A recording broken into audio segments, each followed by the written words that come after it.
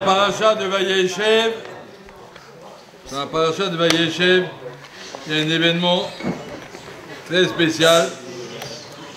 Madame Tamar était enceinte par Yehuda de deux enfants, des jumeaux.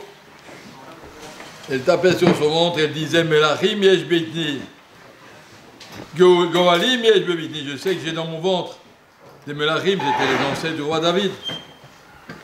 Les ancêtres du Mashiach. Ils disaient Goel yesh beitni. Melachim yesh beitni. Et après, elle a été accusée d'avoir fait un znout. Et à l'époque, même une femme de cette situation était Chayav Srefa.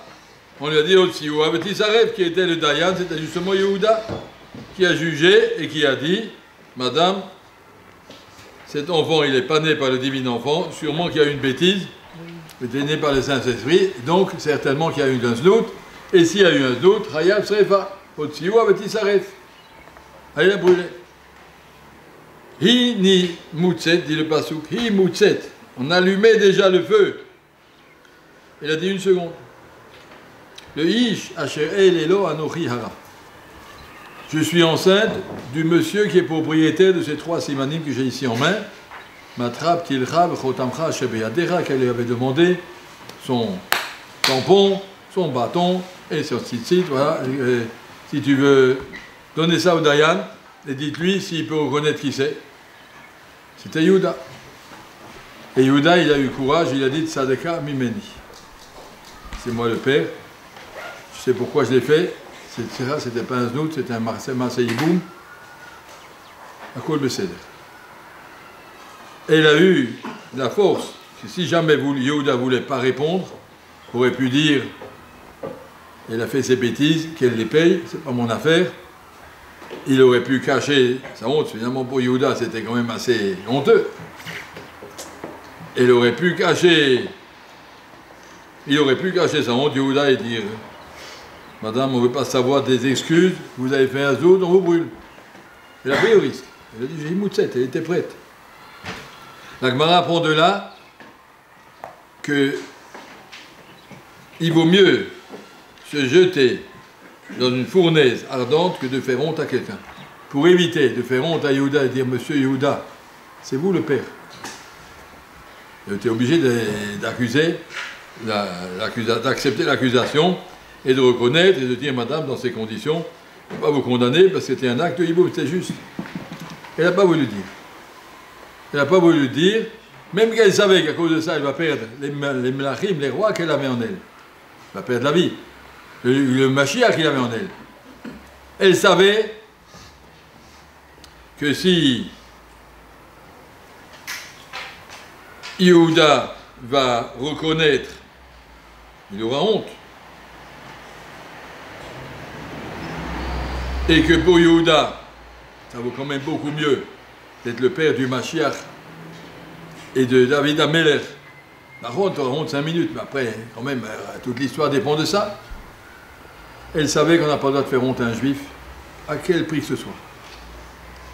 Mutav yapil adam atzmo v'kivshan ha'esh val yalbin pnei chavero berabim. On apprend de là une halakha qu'il vaut mieux se jeter, se faire brûler vif, que de faire honte à un juif en public. Le tsar, la boucha, la honte qu'un homme aurait, si elle avait dit, mais c'est toi Yehuda, ça lui aurait fait une grande honte en public. Elle n'a pas voulu faire ça. Elle a dit, s'il veut s'accuser lui-même, Bakacha, moi je dirai rien. De là, on voit une chose extraordinaire, combien que la Torah attache d'importance au kavod des autres.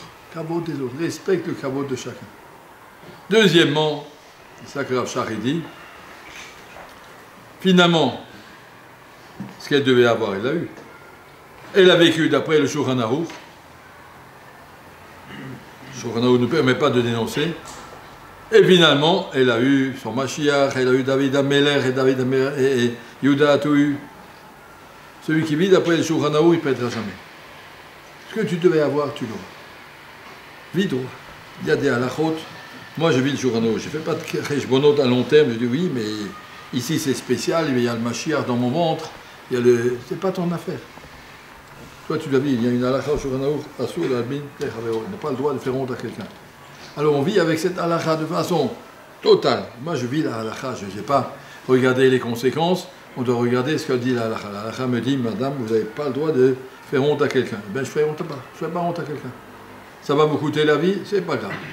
Ça va vous coûter le Mashiach, c'est pas mon affaire, c'est l'affaire d'Hachem. Et bien, sauf, effectivement, comme Akadosh Baruch Hu l'a programmé, cet enfant sortira le Mashiach. Cet enfant sera le père David Améler, l'ancêtre David Améler.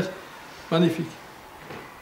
On apprend de là, donc, premièrement, à part que, comme c'est grave de faire honte à quelqu'un, deuxièmement, c'est un vieux Marocain qui m'a appris ce clal qu'on disait au Maroc, de Hazia lo Azla. Vous avez compris, je traduis, c'est pas de l'arabe, hein, c'est l'araméen. Le Chazia lo Azla. Ce qui doit te revenir ne partira pas. Personne ne te prendra.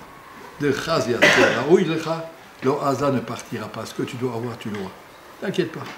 Fais ton chemin, marche honnêtement. Ouais, mais il n'y a pas de mais. Fais ton chemin, il y a des halachot. Si Akadosh Baruch Hu t'a prévu une parnassa, Rosh Hashanah, tu n'as pas besoin d'aller l'aider en faisant des trucs malhonnêtes. Tu te dis, voilà, là je peux faire une petite embrouille et puis je peux ramener encore des sous en plus. Tu n'auras pas plus. Et ce que tu dois avoir, tu l'auras de toute façon. Marche droit. De Chazia lo Azla, comme il nous a dit Rabbi Shimon Shabbat. Tu vas lui casser la serrure, tu peux gagner le double d'argent, tu vas lui casser les toilettes et puis tu vas lui dire maintenant la réparation coûte beaucoup plus cher. C'est pas comme ça qu'on devient riche. De Chazia, ce que tu dois avoir, tu l'auras, n'aie pas peur. Et si tu ne dois pas l'avoir, tout ce que tu as gagné malhonnêtement, ça disparaîtra. Il a marqué quand Noach est monté dans la Teva, il a fait un accord, seulement 2 par 2 venaient les animaux. Alors il y a monsieur Sheker qui est venu, moi aussi je veux venir dans la Teva. Alors Noach lui a dit, amène un benzouk, amène ta compagne. Et il a trouvé qu'il disait que sa compagne c'est Prat, le Midrash. Prat, ça veut dire, ça s'abîme. Et depuis ce jour-là, dit le Midrash, tout ce qu'on gagne par Sheker disparaît par le Prat. Tu gagnes d'un côté, et puis de l'autre côté ça se perd, là il y a les impôts, il y a les trucs, il y a les accidents. Et tu ne gagneras pas. Total, de Chazia lo Azla, ce que tu dois avoir, personne ne te le prendra. Et ça c'est marqué ici avec Tamar. Elle était courageuse. Si je dois l'avoir, je l'aurai. Je ne dois pas l'avoir, quand je ne veux pas que je l'ai, de toute façon je ne l'aurai pas. Moi je dois vivre le Shulchan Aruch. Apprendre à être droit avec les halachot, bien, pas discuter. Et Bezrat Hashem comme ça, on vit son Hashem et on est oré d'être Oved Hashem Kolayam.